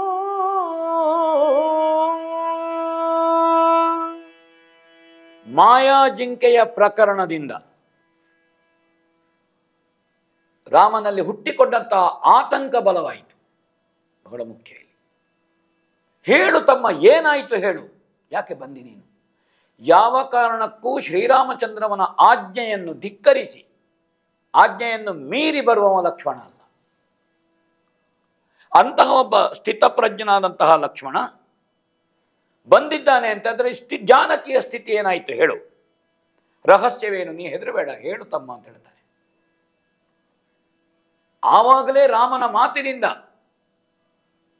ಸೀತೆಯನ್ನೇ ರಕ್ಷಣೆ ಇಲ್ಲದೆ ನಾನು ಬಿಟ್ಟು ಬಂದದ್ದು ತನ್ನದು ತಪ್ಪು ಅಂತ ಗೊತ್ತಾಗಿ ಹೋಯ್ತು ಲಕ್ಷ್ಮಣನಿಗೆ. ಹೆದರಿದ, ಭೀತಿಯಿಂದ ಕಣ್ಣೀರು ಬಂತವನಿಗೆ. ಆದರೆ ವಾಸ್ತವವನ್ನು ತೆರೆದಿರುತ್ತಾನೆ. ನಾನು ಯಾಕೆ ಬಂದಿದ್ದೇನೆ? ಅಲ್ಲಿ ಆ ಒಂದು ಮಾಯಾಧ್ವನಿ, ಹಾ ಲಕ್ಷ್ಮಣ ಹಾ ಸೀತೆ ಎಂಬಂತಹ ಧ್ವನಿ ನಮ್ಮನ್ನು ಹೆದರಿಸಿದ್ದು, ಸೀತೆ ಕಂಗಾಲಾದದ್ದು, ಭೀತಿಯಿಂದ ತಾನು ಎಷ್ಟು ಸಮರ್ಥಿಸಿಕೊಂಡ್ರು, ಎಷ್ಟು ಸಮಾಧಾನದ ಮಾತನ್ನು ಹೇಳಿದ್ರು, ಸೀತಾಮಾತೆ ಒಪ್ಪಲಿಲ್ಲ. ಸೀತಾಮಾತೆಯ ಕಡು ನುಡಿಯನ್ನು ಅಥವಾ ಕೆಡು ನುಡಿಯನ್ನು ಅವ ಹೇಳ್ತಾನೆ. ಯಾಕೆ ಬಂದೆ ತಾನು? ಬಹುಶಃ ರಾಮ ಸತ್ತ ಮೇಲೆ ನಿನಗೆ ನನ್ನನ್ನು ಆಳಬೇಕು ಅಂತ ಇದೆ. ಇದು ಬಹಳ ಪ್ರಮುಖವಾದಂತಹ ಮಾತು. ನೀನು ಸವತಿಯ ಮಗನಂತೆ ಬಂದಿದ್ದಿ ಹೇಳ್ತಾನೆ. ಇದು ನನಗೆ ಸಹಿಯಾಗಲಿಲ್ಲ ಅಂತ. ಕನಸು ಮನಸ್ಸಿನಲ್ಲಿಯೂ ಎಣಿಸದ, ಸ್ವಪ್ನೇಪಿ ಎಣಿಸದ ಒಬ್ಬ ಪ್ರಾಮಾಣಿಕ, ಒಬ್ಬ ಶ್ರದ್ಧಾಳುವಿಗೆ ಆದಂತಹ ನೋವದು. ಸೀತೆ ಬಗೆಗೆ ಅವನಲ್ಲಿ ಅಪಾರವಾದಂತಹ ಶ್ರದ್ಧೆ. ಸುಮಿತ್ರೆ ತಾಯಿಗಿಂತ ಕಡಿಮೆ ಏನೂ ಅಲ್ಲ, ಸಮತುಲ್ಯವಾದಂತಹ ಶ್ರದ್ಧೆ ಇದ್ದಂತಹ ಲಕ್ಷ್ಮಣನಿಗೆ ತನಗೆ ನೋವಾದದ್ದನ್ನು, ಅತ್ತಿಗೆಯ ಮಾತನ್ನು, ನಾನು ಯಾಕೆ ಬಂದೆ, ನನಗೆ ನಿಲ್ಲಿಕ್ಕಾಗಲಿಲ್ಲ ಆ ಮಾತನ್ನು ಕೇಳಿ. ಆಧಾರವಿಲ್ಲದೆ ನನಗೆ ನಿನ್ನ ಪಾದವೇ ಆಧಾರ ಅಣ್ಣ, ನನಗೆ ಅಲ್ಲಿ ನೆಲೆ ಇಲ್ಲ. ಅರಮನೆಯನ್ನು ಬಿಟ್ಟು ಬಂದದ್ದು ಯಾಕೆ? ಏನು ಹೇಳಿದ್ಲು ಸುಮಿತ್ರೆ ರಾಮನ ಹತ್ರ? ಇವ ಇಲ್ಲಿದ್ರೆ ಅಪಾಯ ಉಂಟು, ನೀನು ಅವನನ್ನು ಕರ್ಕೊಂಡೋಗುವುದೇ ಒಳ್ಳೇದು, ಅವ ಬೇಡ ಇಲ್ಲಿ. ಇದನ್ನು ಸ್ಪಷ್ಟಪಡಿಸುವಾಗ ಕೆಲಸ ಕೆಡಿಸಿದೆ ತಮ್ಮ ಅಂತ ಹೇಳಿದ ರಾಮ. ಯಾವನೇ ಆಗಲಿ ಬೈಬೇಕಿತ್ತು, ಹೊಡಿಬೇಕಿತ್ತು, ಮುಖಕ್ಕೆ ಕೈ ಮುಂದೆ ಮಾಡಬೇಕಿತ್ತು. ಕಳ್ಕೊಂಡೆ ನಾನು ಸೀತೆಯನ್ನು ನಿನ್ನಿಂದಾಗಿ, ಯಾಕೆ ನೀನು ನನ್ನೊಟ್ಟಿಗೆ ಬಂದಿ, ಯಾಕೆ ಬಿಟ್ಟು ಬಂದಿ ಅಂತ. ಆದರೆ ರಾಮ ಹೇಳ್ತಾನೆ ಕೆಡಿಸಿದೆ, ಬೈದದ್ದಲ್ಲ, ಆ ದುಃಖದಲ್ಲಿ ತಾನು ಪಾಲ್ಗೊಂಡ. ತಮ್ಮನನ್ನು ತಿರಸ್ಕರಿಸಲಿಲ್ಲವ. ಭಯಂಕರ ಕಾಡಿನಲ್ಲಿ ಸೀತೆ ಹೆದರಿಕೊಳ್ತಾಳೆ, ಅವಳನ್ನು ಬಿಟ್ಟು ಬಂದೆ. ಅವಳು ಮಾಯೆಯಲ್ಲಿ ಸಿಲುಕಿಕೊಳ್ತಾಳೆ, ಅವಳಿಗೆ ಮಾಯೆ ಏನು ಅಂತ ಗೊತ್ತಿಲ್ಲ ಅಂತ ರಾಮ ಹೇಳ್ತಾನೆ. ಸಹಜವಾಗಿ ಅವ ಹೇಳ್ತಾನೆ, ಚಿನ್ನದ ಜಿಂಕೆಯ ಮಾಯೆಯಲ್ಲಿ ನಾವು ಎಲ್ಲರೂ ಸಿಲುಕಿಕೊಂಡೆವು. ನಾನು ಸಿಲುಕಿಕೊಂಡಿದ್ದೇನೆ, ಸೀತೆಯು ಸಿಲುಕಿಕೊಂಡ್ಲು, ನೀನು ಸಿಲುಕಿಕೊಂಡಿ. ಒಂದು ಮಾಯೆ ನಮ್ಮನ್ನೆಲ್ಲ ಹೀಗೆ ಮಾಡಿಸ್ತಾ ಇದೆ. ಮಾಯೆಯನ್ನು ಆಳುವ, ಮಾಯೆಯನ್ನು ನಿಯಂತ್ರಿಸುವ ರಾಮ ಹೇಳ್ತಾ ಇದ್ದೇನೆ. ಸೀತೆ ಪುನಃ ನಮ್ಮ ಕಣ್ಣಿಗೆ ಕಾಣುತ್ತಾಳೆ ಅಂತ ನನಗೆ ಅನ್ನಿಸುವುದಿಲ್ಲ ಹೇಳಿದವ. ಸೀತೆ ಸಿಕ್ಕುತ್ತಾಳೆ ಅಂತ ನನಗೆ ಅನ್ನಿಸುವುದಿಲ್ಲ ತಮ್ಮ. ಅವಳು ಏನಾಗ್ತಾಳೋ, ಅವಳ ಶರೀರಕ್ಕೆ ಏನಾಗ್ತದೋ, ಅವಳ ಮುಖವನ್ನು ನೋಡಲಿಕ್ಕೆ ಸಾಧ್ಯ ಉಂಟೋ ಇಲ್ವೋ, ಕಳಗೊಳದಿಂದ ನೆಗೆಗೊಳ್ಳುತ್ತಾವ ಬರ್ತಾನೆ. ಪರ್ಣಶಾಲೆಗೆ ಬಂದನಂತೆ ರಾಮ. ನೋಡೇನಾಯ್ತು ಅಂತ. ಎಲೆ ಸುಮಿತ್ರ ಸೂನು ಸೀತೆಯ ಸುಳಿವು ನಿಳಯದೊಳಿಲ್ಲದಿದೆ, ಕಂಬೆಳಗು ಕಾಣಿಸದಿದೆ ಮದೀಯ ವಿಶಾಲ ಭವನದಲ್ಲಿ. ಲಲಿತಧರ ಹಸಿತಾನನಾಬ್ಜ ಕಲಿತ ನಾಸಾಶ್ವಾಸ ಪರಿಮಳ ಸುಳಿಯದಿದೆ, ನಾಸಾಶ್ವಾಸ ಪರಿಮಳ ಸುಳಿಯದಿದೆ. ಸೀತೆಯನು ತೋರೈ ತಮ್ಮ ತನಗದ ರಾಮ, ಸೀತೆಯನು ತೋರೈ. ಲಕ್ಷ್ಮಣ ಸೀತೆಯ ಸುಳಿವು ಪರ್ಣಶಾಲೆಯಲ್ಲಿಲ್ಲ. ಇಲ್ಲದಿದ್ದರೆ ರಾಮ ಬರುವಾಗ ಅಂಗಳದ ತುದಿಗೆ ಬಂದು ಸ್ವಾಗತಿಸಬೇಕಾಗಿತ್ತು. ನಾವು ಬಹಳ ಕಾಲ ಮನೆಯಿಂದ ಎಲ್ಲಿಯಾದರೂ ಪ್ರವಾಸ ಹೋಗಲಿ, ತೀರ್ಥಕ್ಷೇತ್ರಕ್ಕೆ ಹೋಗಲಿ, ಎಲ್ಲಿಗೆ ಹೋಗಲಿ, ಮನೆಗೆ ಬರುವಾಗ ಮನೆಯ ಒಳಗಿರುವವರು ಬಂದು ಸ್ವಾಗತಿಸ್ತಾರೆ, ಸಂತೋಷವನ್ನು ಹಂಚಿಕೊಳ್ತಾರೆ. ಒಂದು ವೇಳೆ ಜಿಂಕೆಯನ್ನು ಸಜೀವವಾಗಿ ಹಿಡಿಲಿಕ್ಕೆ ಆಗದೇ ಇದ್ದರೆ ಕೊಂದು ಕಂಚುಕವನ್ನು ತರ್ಕಾಗಿ ಚರ್ಮವನ್ನು ತರ್ತೇನೆ ಹೇಳಿದ ರಾಮ. ರಾಮ ಬರುವಾಗ ಸೀತೆ ಓಡೋಡಿ ಬರಲೇಬೇಕಲ್ಲ. ಎಲೆಮನೆಯಲ್ಲಿದ್ದರೆ ಎಲೆಮನೆಯಲ್ಲಿ ಪರ್ಣಶಾಲೆಯಲ್ಲಿ ಕಾಣುತ್ತಿಲ್ಲ. ವಿಶಾಲವಾದಂತಹ ಎಲೆಮನೆಯ ಮುಂದೆ ಅವಳು ನನ್ನ ಕಣ್ಣಿಗೆ ಬೀಳುತ್ತಾ ಇಲ್ಲ ಅಂತ ಹೇಳ್ತಾನೆ ಅವ. ನನ್ನ ಕಣ್ಣು ಬೆಳಕಿಲ್ಲದೆ ಮಂಜಾಗಿ ಹೋಯಿತು, ಕತ್ತಲೆ ಕವಿಗಟ್ಟಿದೆ, ಕಣ್ಣು ಕತ್ತಲೆಗೆ ಜಾರಿದೆ. ಮುಗುಳು ನಗೆಯಲ್ಲಿ ಸೀತೆಯ ಮುಖ ಕಮಲ ನಮಗೆ ಕಾಣಬೇಕಾಗಿತ್ತು ಹೇಳ್ತಾನೆ. ಅವಳ ಉಸಿರಿನ ಬಿಸುಪೇನಿದೆ ಅದು ನಮಗೆ ಕಾಣುತ್ತಾ ಇಲ್ಲ ಇಲ್ಲಿ. ನನಗೆ ಸೀತೆಯನ್ನು ತೋರಿಸು ತಮ್ಮ, ನೀ ಎಲ್ಲಿಟ್ಟಿದ್ದಿ ಸೀತೆಯನ್ನು ಅಂತ ಕೇಳ್ತಾನೆ. ಬರುವಾಗ ಎಲ್ಲಿಟ್ಟಿದ್ದಿ? ಷೋಡಶ ಕಲೆಗಳನ್ನು ಕಳಕೊಂಡ ಚಂದ್ರಬಿಂಬದಂತೆ, ಚಂದ್ರನಲ್ಲಿ ಷೋಡಶ ಕಲೆಗಳು, ಅಂತಹ ಸೀತೆ ಚಂದ್ರಬಿಂಬದಂತೆ ಇರಬೇಕಾದವಳು ನೀಚ ಕವಿಯ ಗರ್ವಿತ ಕಾವ್ಯದಂತೆ ತೊರವೆ. ಒಳ್ಳೆ ಪ್ರಯೋಗವನ್ನು ಇಲ್ಲಿ ಕಾಣ್ತಾನೆ. ಸೀತೆಯಲ್ಲಿ ಒಂದು ಉಪಮೆಯನ್ನು ತೋರಿಸ್ತಾನೆ, ಅಲಂಕಾರವನ್ನು ತೋರಿಸ್ತಾನೆ. ಯೌವನದ ಲಾವಣ್ಯ ಜಾರಿದ ರತಿಯಂತೆ ಸೀತೆ ಇಲ್ಲದ ಈ ಎಲೆಮನೆ ಅಂತ ಹೇಳ್ತಾನೆ ಕವಿ. ಆ ರೀತಿ ಕಾಣುತ್ತಾ ಉಂಟು. ಇಡೀ ನೋಡಿದ್ರಂತೆ ಅವಳ ಅರಳಿದ ಕಣ್ಣುಗಳು, ಅಥವಾ ಭುಜದಿಂದ ಕೆಳಗೆ ಉದ್ದವಾಗಿ ಇಳಿಬಿಟ್ಟಂತಹ ತಲೆ ಕೂದಲು, ಅಥವಾ ಗುಂಗುರು ಕೂದಲುಗಳು ಏನಿದೆ, ಹೊಳೆಯುವ ಕಣ್ಣು, ವಿಶಾಲವಾದಂತಹ ಅರಳಿದ ಮುಖ, ಇದು ಯಾವುದು ಕಾಣುತ್ತಾ ಇಲ್ಲ. ಕಲಹಂಸದಂತೆ ಸೀತೆಯು ಬರಬೇಕಾಗಿತ್ತು ನಡ್ಕೊಂಡು ನಮ್ಮನ್ನು ಕಾಣಲಿಕ್ಕೆ. ಈ ದುಃಖದ ಸಂದರ್ಭದಲ್ಲಿ, ಆತಂಕದ ಸಂದರ್ಭದಲ್ಲಿ ಮಾಡಿದ ವರ್ಣನೆಯನ್ನು ತಾವು ಗಮನಿಸಬೇಕು. ಚಂದ್ರಮುಖಿಯ ಮುಖಕಾಂತಿ ಗೋಚರಿಸುತ್ತಿಲ್ಲ. ಸೌಂದರ್ಯ ಸಂಪತ್ತಿನ ಸೀತೆಯ ಸೌಭಾಗ್ಯ ಸಾರ ಕಾಣುತ್ತಾ ಇಲ್ಲ. ತಮ್ಮ ಸೀತೆಯನ್ನು ಎಲ್ಲಿಟ್ಟಿದ್ದಿ ಹೇಳು, ಯಾಕೆ ಮೌನ, ನೀನು ಉತ್ತರ ಕೊಡೋದಿಲ್ಲ, ಎಲ್ಲಿ ಅಡಗಿಸಿಟ್ಟಿದ್ದಿ? ಮಾತ್ರ ಅಲ್ಲ, ಸೀತೆಯ ಗುಣಗಳನ್ನು ಹೇಳ್ತಾನೆ ರಾಮ, ಕೇಳೋಣ. ಹಿರಿದು ಮುನಿಸಿಲ್ಲವನಿಜೆಗೆ ನಿಷ್ಠುರತೆ ಜನ್ಮದೊಳಿಲ್ಲ, ಗರುವದ ಗರಗರಿಕೆ ಮುನ್ನಿಲ್ಲ, ಜಡತೆಯ ಜೋಕೆ ತಾನಿಲ್ಲ.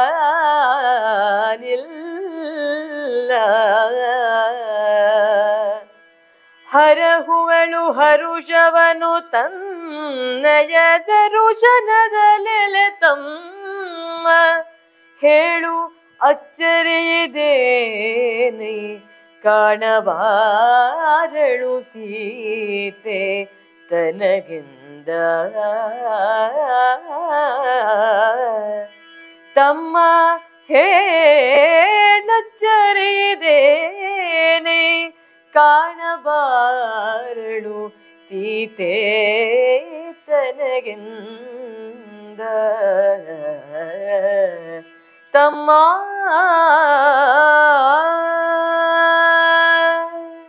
ಸೀತೆಗೆ ಹೆಚ್ಚಿನ ಸಿಟ್ಟಿಲ್ಲ ಹೇಳ್ತಾನೆ ರಾಮ.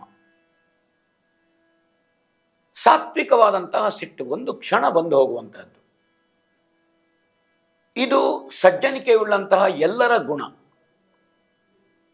ಸಿಟ್ಟು ಹೇಗಿರಬೇಕು ಅಂದರೆ ಊಟದ ಜೊತೆಗಿರುವ ವ್ಯಂಜನದಂತೆ ಇರಬೇಕಾದ್ದು ಸಿಟ್ಟು. ವ್ಯಂಜನ ಖಾರವಾದರೆ ಊಟ ಮಾಡಲಿಕ್ಕೆ ಆಗೋದಿಲ್ಲ, ಆ ವ್ಯಂಜನ ಅನ್ನ ಸೇರುವ ಹಾಗಿರಬೇಕು, ಸಿಟ್ಟು ಹಾಗಿರಬೇಕಂತೆ. ಅಥವಾ ಒಂದು ಪದಾರ್ಥಕ್ಕೆ ಪರಿಮಳಕ್ಕೆ ಒಗ್ಗರಣೆ ಹಾಕಿದಾಗ ಸಿಟ್ಟು ಬೇಕು, ಒಗ್ಗರಣೆ ಹಾಕುವಾಗ ಶಬ್ದ ಕೇಳುತ್ತದೆ, ಹಾಗಂತ ಪರಿಮಳ ಗಮಗಮಿಸ್ತದೆ, ಸಿಟ್ಟು ಹಾಗಿರಬೇಕಂತೆ. ಅಂತಹ ಸೀತೆಗೆ ಅಂತಹ ಸಿಟ್ಟಿರುವಂತಹದ್ದು. ಅವಳ ಹುಟ್ಟಿನಲ್ಲೇ ನಿಷ್ಠುರತೆ ಎಂಬುದಿಲ್ಲ, ಯಾರತ್ರವೂ ನಿಷ್ಠುರ ಮಾಡುವವಳಲ್ಲ ಸೀತೆ. ಅರಮನೆಯಲ್ಲಿ ಹಾಗೆ ಬೆಳ್ಕೊಂಡಿದ್ದಾಳೆ ಅವಳು. ಅಹಂಕಾರದ ಸುಳಿವು ಅವಳಲ್ಲಿಲ್ಲ, ಸೋಮಾರಿತನ ಇಲ್ಲ. ಅಹಂ ಏನು ಅಂತ ಗೊತ್ತಿಲ್ಲ ಸೀತೆಗೆ. ತುಂಬ ಸರಳ ಜಾನಕಿ, ಸೋಮಾರಿತನ ಇಲ್ಲ. ಅವಳ ದರ್ಶನದಿಂದ ಇಡೀ ಪರಿಸರದಲ್ಲಿ ಸಂತೋಷದ ವಾತಾವರಣ ನಿರ್ಮಾಣ ಆಗುವಂತಹದ್ದು. ಜೊತೆಗಿರುವವರನ್ನು ಸಂತೋಷದಲ್ಲಿ ನಗೆನಗೆಯಾಡುತ್ತಾ ಮಾತನಾಡಿಸುವಂತಹ ಸ್ವಭಾವ ಅವಳಿಗೆ. 13 ವರ್ಷದ ವನವಾಸ ಸೀತೆಯ ಸಂತೋಷದಿಂದ, ಅವಳ ಲವಲವಿಕೆಯಿಂದ ಕಳೆದಿದೆ ಅಂತ ರಾಮ ಹೇಳ್ತಾನೆ. ಅವಳು ಕಾಣಿಸ್ತಾ ಇಲ್ಲ, ಆಶ್ಚರ್ಯ ತಮ್ಮ ನೋಡು. ಮತ್ತು ಮುಂದುವರೆದು ಹೇಳ್ತಾನೆ, ಒಳಗೆ ಹೋಗಿ ಸಜೀವವಾಗಿ ಜೀವಂತ ನಾನು ಜಿಂಕೆಯನ್ನು ತಂದಿದ್ದೇನೆ ಅಂತ ಸುಳ್ಳು ಹೇಳಿ ಆದರೂ ಕರ್ಕೊಂಡು ಬಾಳ್ತಾನೆ ಅವ. ನನಗೊಮ್ಮೆ ಅವಳ ಮುಖ ನೋಡಬೇಕು. ಅವಳು ಬರಬೇಕು ಅಂತಾರೆ ವಿನೋದಕ್ಕಾಗಿ ಅಡಗಿ ಕುಳಿತಿದ್ದಾಳೋ? ಮನೆಯಲ್ಲಿ ಮಕ್ಕಳು ವಿನೋದಕ್ಕಾಗಿ ಅಡಗಿ ಕುಳಿತುಕೊಳ್ಳೋ ಕ್ರಮ ಉಂಟು. ಮತ್ತೆ ಅವರು ಹೇಳುದು ನಾನು ಎಲ್ಲಿದ್ದೇನೆ ಅಂತ ಹುಡುಕು ಅಂತ ಹೇಳುದು. ಅವಳು ನಾನು ಎಲ್ಲಿದ್ದೇನೆ ಅಂತ ಅಡಗಿಕೊಂಡು ಹೇಳಬಾರದು ಅಂತ ಮಕ್ಕಳಿಗೆ ಗೊತ್ತಿಲ್ಲ. ಒಂದು ಮೂಲೆಯಲ್ಲಿ, ನಾನು ಬಾಗಿಲಿನ ಮೂಲೆಯಲ್ಲಿ ಅಡಗಿ ಕುಳಿತಿದ್ದೇನೆ ಅಂತ ನಿನಗೆ ಹೇಳೋದಿಲ್ಲ ಅಂತ ಮಕ್ಕಳು ಹೇಳ್ತಾರೆ. ಹಾಗೆ ಹೇಳಬಾರದು ಅಂತ ಗೊತ್ತಿರುವುದಿಲ್ಲ ಅವರಿಗೆ. ರಾಮನ ಮುಗ್ಧತೆ ಅಂದರೆ ಒಂದು ಮನುಷ್ಯ ಸಹಜವಾದಂತಹ ಇದನ್ನು ಭಗವಂತನ ನರನಾಟಕ ಅಂತ ಕರೆಯುವುದು, ಭಗವಂತನ ಲೀಲೆ ಅಂತ ಕರೆಯುವಂಥದ್ದು. ಇದು ರಾಮನ ನರನಾಟಕ. ಹಾಗೆ ಮುಗ್ಧತೆ ಕಾಣ್ತದೆ ಇಲ್ಲಿ. ಏನು ಆಶ್ಚರ್ಯ! ಜಿಂಕೆ ತರಲಿಲ್ಲ ಅಂತ ಹೇಳಿದ ಅವಳಿಗೆ ಮುನಿಸಾಗಬಹುದು. ನೀನು ಸುಳ್ಳು ಹೇಳು ಅವಳ ಹತ್ರ, ಜಿಂಕೆಯನ್ನು ತಂದಿದ್ದೇನೆ ಅಂತ ಸುಳ್ಳು ಹೇಳಿ ಆದರೂ ನೀನು ಕರ್ಕೊಂಡು ಬರಬೇಕು.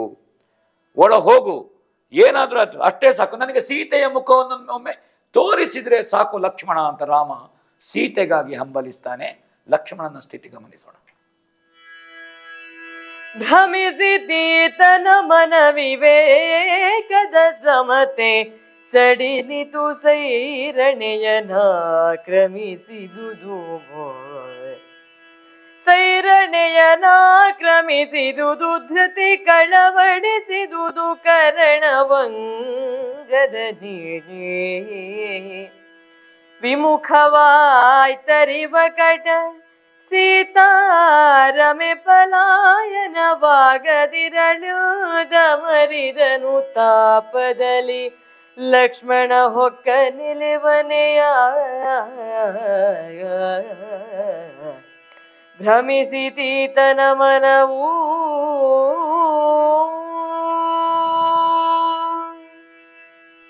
ರಾಮ ಭ್ರಮಾಧೀನನಾಗಿದ್ದಾನೆ ಅಂತ ಲಕ್ಷ್ಮಣನಿಗೆ ಅನ್ನಿಸಿತು.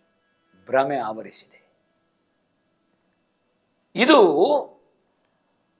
ಒಂದು ರೀತಿಯ ಜವನಿಕೆ. ನಾವು ತೆರೆ ಬರುವುದು ಅಂತ ಹೇಳ್ತೇವೆ, ಅಡ್ಡ ಪರದೆ ಬಂದ ಹಾಗೆ ಇದು. ಒಂದು ಪ್ರಾತಿಭಾಸಿಕವಾದದ್ದು ಅಂತ ನಾವು ಹೇಳ್ತೇವೆ ಇದನ್ನು. ಇದು ಲಕ್ಷ್ಮಣ ಹಾಗೆ ತಿಳ್ಕೊಳ್ತಾನೆ. ಭ್ರಮೆ ಬಂದು ಹೋಯಿತು ಅವನಿಗೆ. ಇದರ ವಿವೇಕವನ್ನು ಕಳ್ಕೊಳ್ಳುವ ಮನಸ್ಥಿತಿಯವನೇ ರಾಮ ಅಲ್ಲ, ಸ್ಥಿತಪ್ರಜ್ಞನಿದ್ದಾನೆ. ರಾಮನ 16 ಗುಣಗಳಲ್ಲಿ ಸ್ಥಿತಪ್ರಜ್ಞತೆ, ಸಂಯಮವನ್ನು ಕಳ್ಕೊಳ್ಳೋದೇ ಇರುವಂತಹ ಸ್ಥಿತಿ, ಅದನ್ನು ವಾಲ್ಮೀಕಿಗಳು ಬಹಳ ಸೊಗಸಾಗಿ ಹೇಳ್ತಾರೆ. ಕೋಸ್ಮಿನ್ ಸಾಂಪ್ರತ ಲೋಕೆ ಗುಣವಾನ್ ವೀರ್ಯವಾನ್. ನಾರದರ ಹತ್ರ ವಾಲ್ಮೀಕಿಗಳು ತೊಡಗುವಂತಹದ್ದು ರಾಮಾಯಣದ ನಾಂದಿ, ಅದು ಆರಂಭ. ಇದರಲ್ಲಿ ರಾಮನ ಗುಣಗಳಿದೆ, ಗುಣಾಢ್ಯ ರಾಮ. ಅಂಥವನಲ್ಲಿ ಇದಾಗಿದೆ ಅಂತಾದರೆ ತಾಳ್ಮೆ, ಧೈರ್ಯ ಎಲ್ಲ ಕುಗ್ಗಿ ಹೋಯ್ತಲ್ಲ ರಾಮನಲ್ಲಿ. ಲಕ್ಷ್ಮಣನಿಗೆ ಖಂಡಿತ ಅಣ್ಣನಿಗೆ ಯಾಕೆ ಈ ಸ್ಥಿತಿ ಬಂತು? ಮನಸ್ಸಿನಲ್ಲಿ ನೊಂದು ಬೆಂದು ಇದಕ್ಕೆ ನಾನೇ ಕಾರಣ, ನಾನು ಸೀತೆಯನ್ನು ಬಿಟ್ಟು ಬಾರದ ಇದ್ರೆ ಈ ಸ್ಥಿತಿ ಇರಲಿಲ್ಲಲ್ಲ. ಪರಿತಪಿಸಿದ, ತನಗಾಗಿ ಪರಿತಪಿಸ್ತಾನೆ. ಎಲೆಮನೆಯ ಒಳ ಹೋಗ್ತಾನಂತೆ, ಪರ್ಣಶಾಲೆ ಒಳಗೆ. ಉತ್ತರ, ದಕ್ಷಿಣ, ಪೂರ್ವ, ಪಶ್ಚಿಮ, ಮೂಲೆ ಎಲ್ಲ ಆ ಎಲೆಮನೆಯಲ್ಲಿ. ಎಷ್ಟು ಹುಡುಕಿದ್ರೆ ಏನು, ದೊಡ್ಡ ಅರಮನೆಯ ಇದರ ಹಾಗೆ ಏನು 16 ಕೋಣೆ ಉಂಟ, 25 ಕೋಣೆ ಉಂಟ, ಎಲೆಮನೆ ಅಲ್ಬೋದು. ಹುಡುಕಿದ್ರಂತೆ.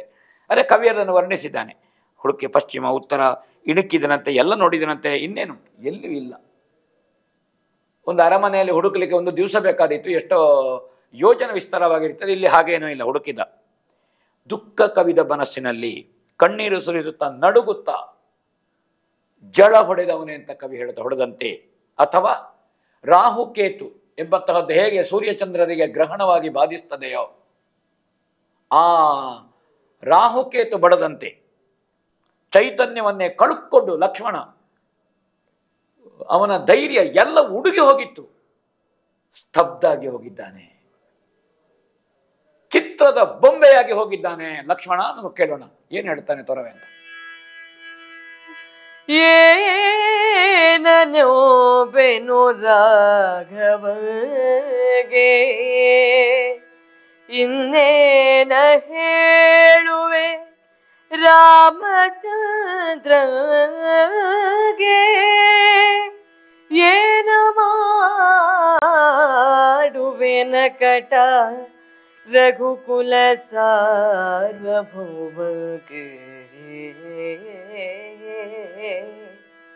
ಜಾನಕಿಯ ಹೋಗಾಡಿದ ಬದಿಟ ತಾನಲ ಹಾಯನುತ ಮರುಗಿದನ ನಿಕೇತನ ಮಧ್ಯದಲ್ಲಿ ಮಾಗಧಿಯ ಮಗ ಬಳಿಕ.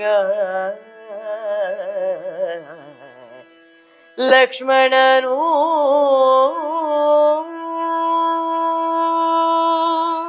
ಎಲೆಮನೆಯ ಮಧ್ಯೆ ನಿಂತು ಕಣ್ಣೀರು ಹಾಕಿದ ಲಕ್ಷ್ಮಣ. ಏನು ಹೇಳಬೇಕು ಅಂತ ಆಗ್ಲಿಲ್ಲ ಅವನಿಗೆ. ಏನು ಹೇಳುದು ನಾನು? ರಘುಕುಲ ಸಾರ್ವಭೌಮನಿಗೆ ನಾನು ಏನು ಹೇಳುದು? ರಾಮನ ಯೋಗ್ಯತೆ ಏನು? ಚಕ್ರವರ್ತಿ, ಒಂದು ದೊಡ್ಡ ಮನೆತನದ ಉತ್ತರದಾಯಿತ್ವ ಉಳ್ಳವ, ಸರ್ವರಿಂದ ಪೂಜಿತನಾದವ. ಅವನಿಗೆ ನಾನು ಏನು ಹೇಳಬೇಕು? ಸೀತೆ ಕಾಣುವುದಿಲ್ಲ. ಜಾನಕಿಯನ್ನು ಕಳೆದವನು, ಕಳ್ಕೊಂಡವನು ನಾನಲ್ವ ಅಂತ ಅನ್ನಿಸಿತು. ನಾನು ಏನು ಹೇಳಬೇಕು? ನನ್ನಿಂದಾಗಿ ಸೀತೆಯನ್ನು ಕಳ್ಕೊಂಡು ಹೇಳ್ಬೇಕಾ? ಉತ್ತರ ಹೊಡಿಲಿಲ್ಲಂತೆ. ಸ್ತಬ್ಧನಾಗಿ ಹೋದ, ನಿಂತು ಬಿಟ್ಟಿದಂತ ಎಲೆಮನೆ ಒಳಗೆ. ಆದರೂ ಒಂದು ಆಶೆ. ಎಲೆಮನೆಯ ಹಿಂಬದಿಗೆ ಹೋದನಂತೆ, ಹೊರಗೆ ಹೋದನಂತೆ. ಅಲ್ಲಿ ಯಾವುದೋ ಒಂದು ಹಾಸು ಕಲ್ಲಿನಲ್ಲಿ ಜಿಂಕೆಯ ಚರ್ಮವನ್ನು ಹಾಸಿ ಸೀತಾಮಾತೆ ಕುಳಿತುಕೊಳ್ತಿದ್ಲಂತೆ ಯಾವಾಗಲೂ.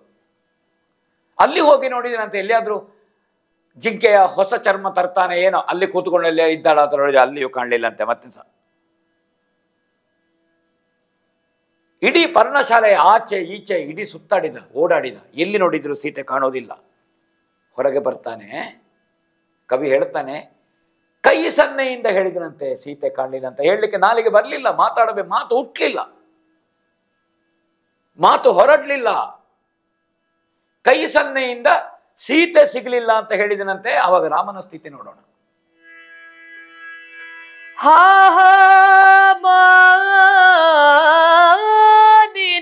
ಎನ್ನುತ್ತ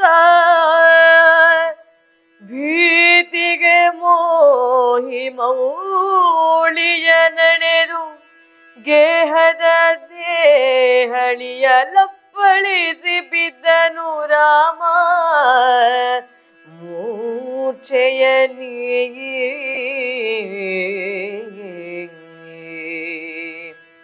ಈ ಹರನ ಕಂಡಾಕ್ಷಣದೊಡು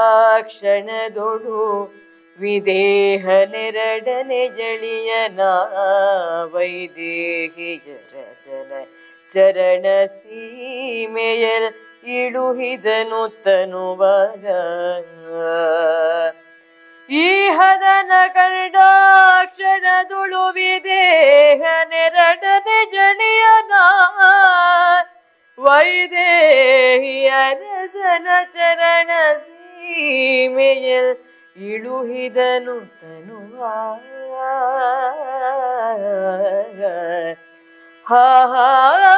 ಮಾನಿನಿ ಎನ್ನುತ್ತ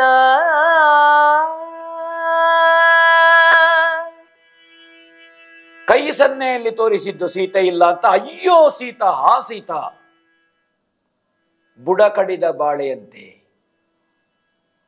ಬಿರುಗಾಳಿಗೆ ದರಿಯಲ್ಲಿರುವ ಮರ ಕೆಡೆದು ಬಿದ್ದಂತೆ, ಸಿಡಿಲಿಗೆ ಮೇರು ತುಂಡಾಗಿ ಬಿದ್ದ ಹಾಗೆ. ಪರ್ಣಶಾಲೆಯ ಹೊಸ್ತಿಲಿನ ಮೇಲೆ ರಾಮ ದೊಪ್ಪನೆ ಬಿದ್ದು ಹೋದ. ನರನಾಟಕ ಅಂದರೆ ಇದು, ಮನುಷ್ಯ ಸಹಜವಾದಂತಹದ್ದು ಇದು.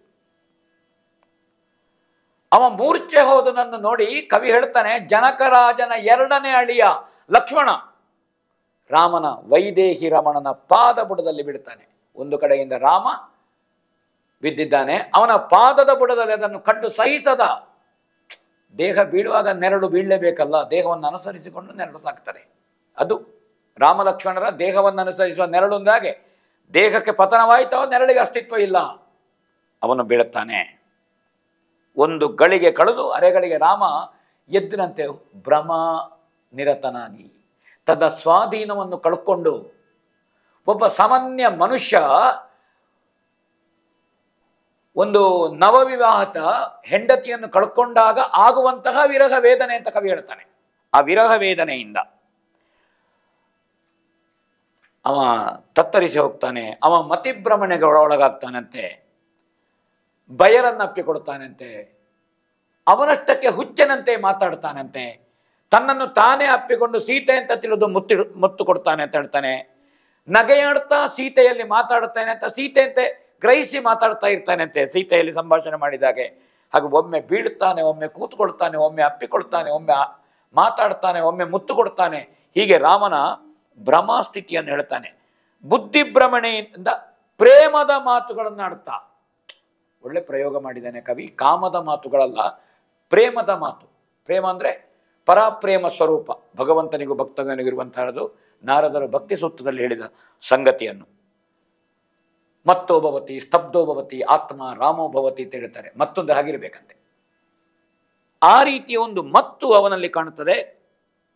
ಅದನ್ನು ಅಭಿನಯಿಸ್ತಾನೆ ಅಂತವ. 1, 2, 4, 8 ದಶಕಾಮಾವಸ್ಥೆ. ಇದು ವಾತ್ಸಾಯನ ಹೇಳಿದಂತಹ ಸಂಗತಿ. ವಾತ್ಸಾಯನಾಚಾರ್ಯ ತುಂಬ ಅಪೂರ್ವವಾದದ್ದು, ಅದು ಅಶ್ಲೀಲ ಅಲ್ಲ, ವಾತ್ಸಾಯನಾಚಾರ್ಯ ಹೇಳುವಂತಹದ್ದು.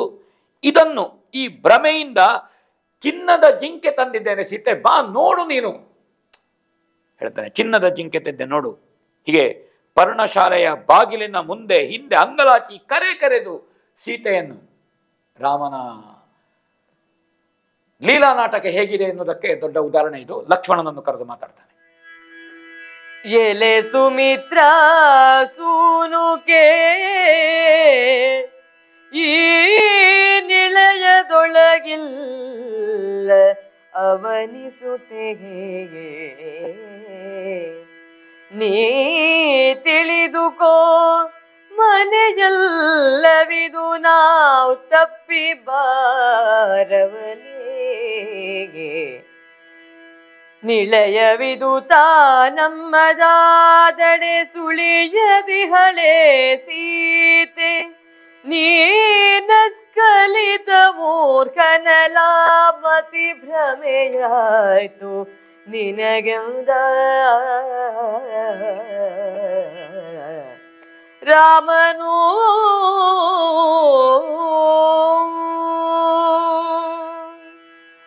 ನರನಾಟಕದ ಸಹಜತೆಯನ್ನು ಗಮನಿಸಬೇಕು ನಾವಿಲ್ಲಿ ಪ್ರಯೋಗವನ್ನು. ಲಕ್ಷ್ಮಣ, ಈ ಮನೆಯಲ್ಲಿ ಸೀತೆ ಇಲ್ಲ, ಸೀತೆ ಇಲ್ಲದಿದ್ದರೆ ಇದು ಮನೆ ಅಲ್ಲ, ನಮ್ಮ ಪರ್ಣಶಾಲೆ ಅಲ್ಲ. ಯಾಕೆಂದ್ರೆ ಸೀತೆ ಇಲ್ಲ, ಸೀತೆ ಇರುವುದೇ ನಮ್ಮ ಪರ್ಣಶಾಲೆ ಅಂತ ಹೇಳ್ತಾನೆ ಅವ.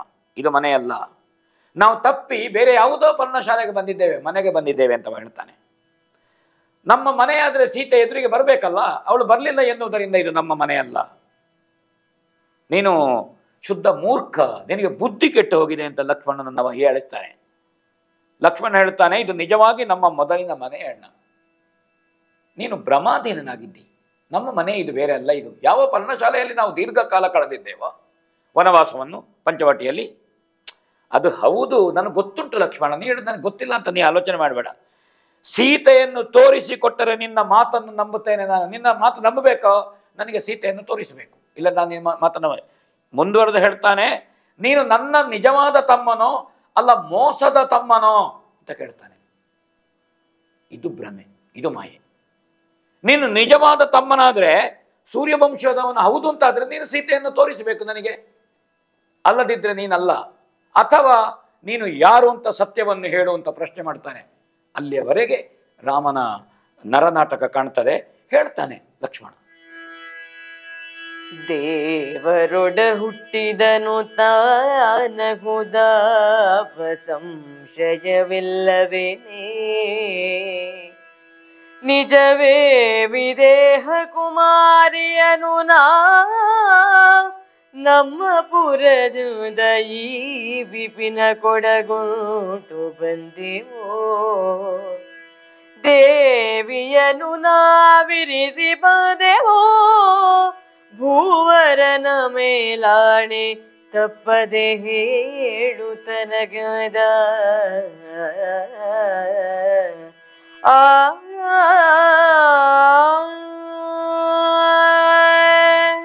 ನೀನು ಸತ್ಯ ಹೇಳಬೇಕು. ನೀನು ಸೂರ್ಯವಂಶೀಯನೋ ಅಲ್ಲ ಬೇರೆ ಯಾರಾದ್ರೂ ಜನನೋ ಅಂತ ಹೇಳು. ಆ ಸಂದರ್ಭದಲ್ಲಿ ಲಕ್ಷ್ಮಣ ಸ್ವಾಮಿಯವರ ಒಡ ಹುಟ್ಟಿದವನು, ದೇವರೊಡ ಹುಟ್ಟಿದವನು. ರಾಮನನ್ನು ದೇವರು ಅಂತ ನೆನಪಿಸ್ತಾನೆ. ನೀನು ಮನುಷ್ಯ ಸಹಜವಾಗಿದ್ದೆ ಅಣ್ಣ, ನಾನು ದೇವರ ಜೊತೆಗೆ ಹುಟ್ಟಿದವ.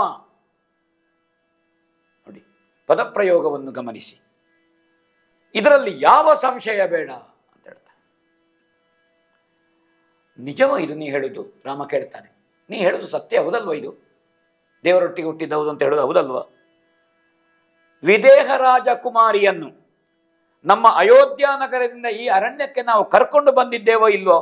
ಅಲ್ಲ, ಅಲ್ಲೇ ಬಿಟ್ಟು ಬಂದಿದ್ದೇವೆ ನಾವು ಅಂದ್ರೆ ಒಂದು ಹುಚ್ಚನ ಹಾಗೆ ರಾಮ ಆಡ್ತಾನೆ.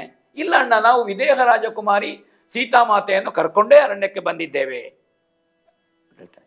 ತಂದೆಯ ಮೇಲಾಣೆ, ದಶರಥನ ಮೇಲೆ ಆಣೆ ಮಾಡಿ ನಾ ಹೇಳ್ತೇನೆ, ಇಲ್ಲಿ ಬಂದ್ರೆ ಅವಳು ನಮ್ಮ ಜೊತೆಗೆ ಇರಬೇಕಲ್ಲ. ಹೀಗೆ ಭ್ರಮ ಆಧೀನನಾಗಿ ಅವನು ಮಾತಾಡ್ತಾನೆ. ನಾವು ಸೀತಾದೇವಿಯನ್ನು ಕರ್ಕೊಂಡು ಬಂದಿದ್ದೇವೆ. ಹಾಗಾದ್ರೆ ವೈದೇಹಿ ಎಲ್ಲಿದ್ದಾಳೆ? ಅವಳನ್ನು ಕರ್ಕೊಂಡು ಬಂದರೆ ಎಲ್ಲಿದ್ದಾಳೆ ಅವಳು?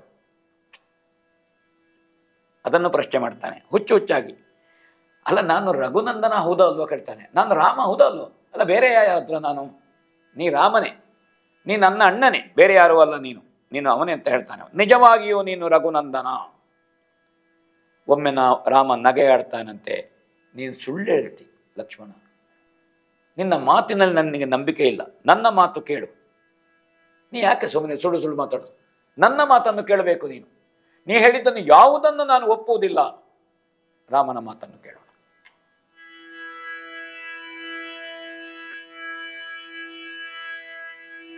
ಘನಮದೋತ್ಕಟಧಾರೆ ಇಲ್ಲದವನ ಮಡದ್ವಿಪವುಂಟೆ, ತೀಕ್ಷಣ ವಿನುತದಿ ಧಿತಿಯಿಲ್ಲದಿನನುಂಟೆ ಜಗತ್ತಿನಲಿ ತಮ್ಮ. ವನಜವಿಲ್ಲದ ಕೊಳನು ವರವಾಹಿನಿಗಳಿಲ್ಲದ ವಾಧಿ, ಸೀತಾವನಿತೆ ಇಲ್ಲದ ರಾಮನುಂಟೆ ಭೂಮಿಯೊಳಗದ.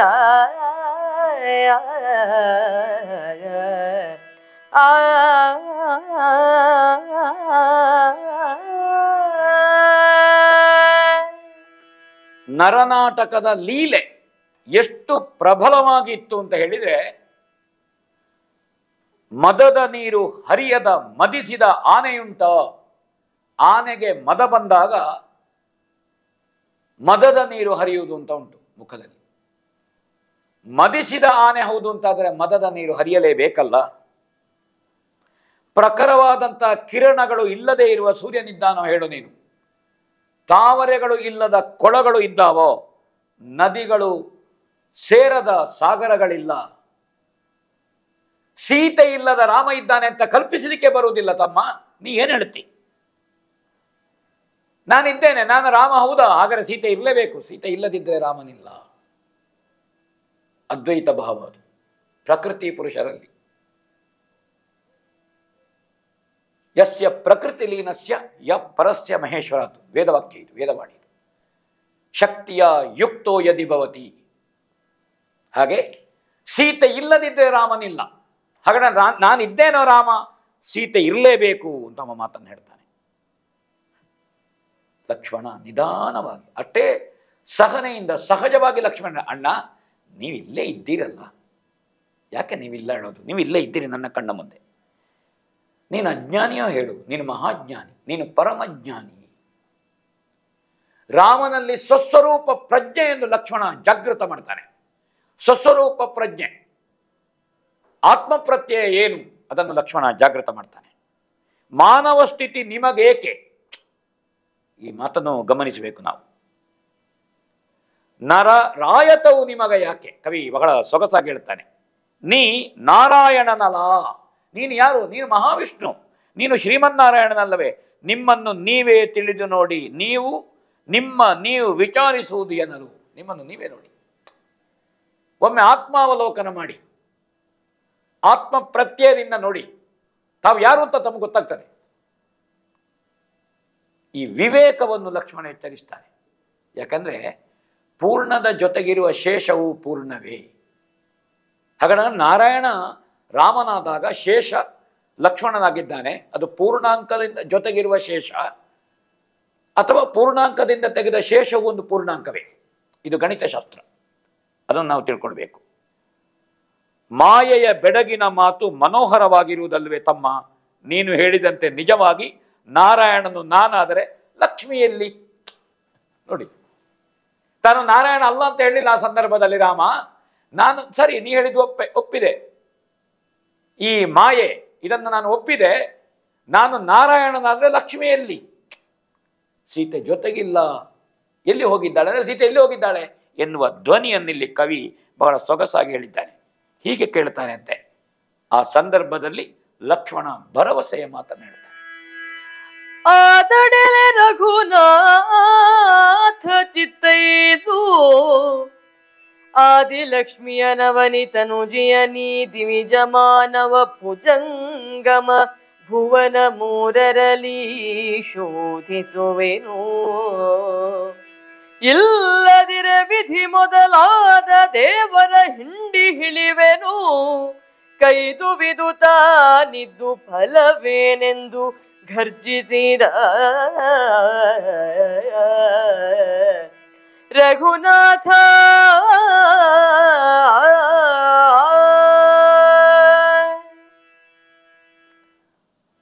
ಉತ್ಸಾಹದಿಂದ ಆರ್ಭಟಿಸಿ ಲಕ್ಷ್ಮಣ ಧೈರ್ಯ ಹೇಳ್ತಾನೆ. ಸೀತೆ ಲಕ್ಷ್ಮಿಯಲ್ಲಿ ಅಂತ ಕೇಳಿದ ರಾಮ. ನಾನು ನಾರಾಯಣನಾದರೆ ಲಕ್ಷ್ಮಿಯಲ್ಲಿ. ಆ ಸಂದರ್ಭದಲ್ಲಿ ಲಕ್ಷ್ಮಣ ಹೇಳ್ತಾನೆ, ರಘುನಾಥ ಕೇಳು, ಪ್ರಶ್ನೆ ಮಾಡಿದೆಯಲ್ಲ ಲಕ್ಷ್ಮಿಯಲ್ಲಿ ಅಂತ ನಾ ಹೇಳ್ತೇನೆ. ಆದಿಲಕ್ಷ್ಮಿ ಭೂಮಿ ಸುತ್ತೆ ಸೀತೆಯನ್ನು ದೇವತೆಗಳ, ಮಾನವರ, ನಾಗಗಳ ಲೋಕದಲ್ಲೇ ಇರಲಿ, ನಾ ಕರ್ಕೊಂಡು ಬರ್ತೇನೆ. ಸುರ, ನರ, ಉರಗ, ಮೂರು ಲೋಕದಲ್ಲಿ, ಸ್ವರ್ಗಲೋಕ ಇರಬಹುದು, ಮರ್ತ್ಯಲೋಕ ಇರಬಹುದು, ಪಾತಾಳ ಲೋಕ, ಎಲ್ಲಿಯೇ ಇರಲಿ, ಆದಿಲಕ್ಷ್ಮಿ ಭೂಮಿ ಸುತ್ತೆ ಸೀತೆ ನಾನು ಹುಡುಕಿಕೊಂಡು ಬರ್ತೇನೆ.